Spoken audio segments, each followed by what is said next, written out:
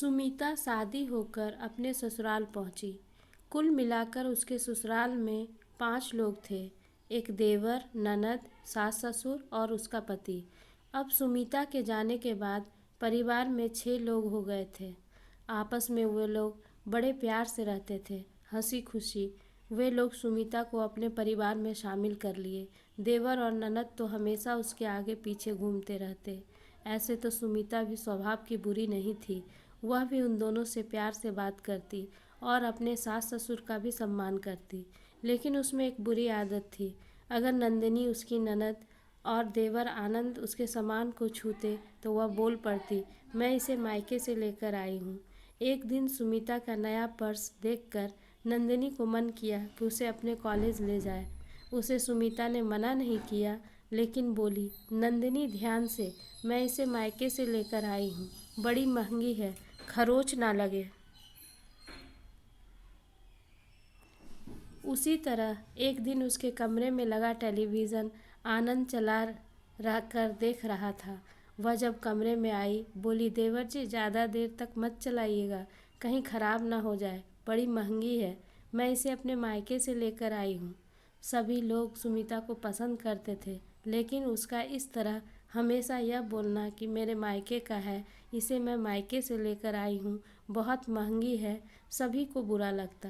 धीरे धीरे सब लोग उससे चिढ़ने लगे। उसकी सास को गुस्सा आता तो नंदिनी और आनंद को डांट पड़ती, क्यों छूता है अपनी भाभी का सामान, मुझे बुरा लगता है। वह ऐसा बोलती है जैसे लगता है कि हम लोग ने तुम लोगों को कुछ दिया ही नहीं। आज के बाद अगर अपनी भाभी का सामान छुआ तो मुझसे बुरा कोई नहीं होगा। धीरे धीरे सभी लोग सुमिता के मायके का लाया सामान छूना छोड़ दिया। लेकिन घर है और एक ही साथ रहना है तो कभी न कभी सुमिता के मायके से आए हुए सामान का प्रयोग हो ही जाता था। और नंदिनी तो इतनी बेबाक थी, वह अपनी माँ को बोलती, जाने दो मम्मी, भाभी को जितना भी बोलना हो बोले, पर मुझे जो भी उनका सामान अच्छा लगेगा उसे मैं ज़रूर लूँगी। और वह अक्सर अपनी भाभी का सामान, कभी पर्स, कभी दुपट्टा, कभी सूट पहनकर कॉलेज चली जाती।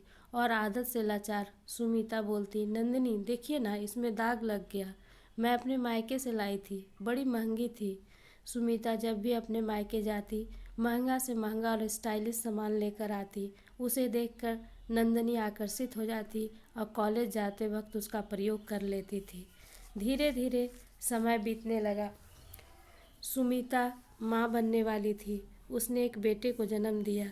सुमिता के माता पिता जब नाती को देखने आए तो सुमिता और अपने नाती के लिए बहुत सारा गिफ्ट लेकर आए।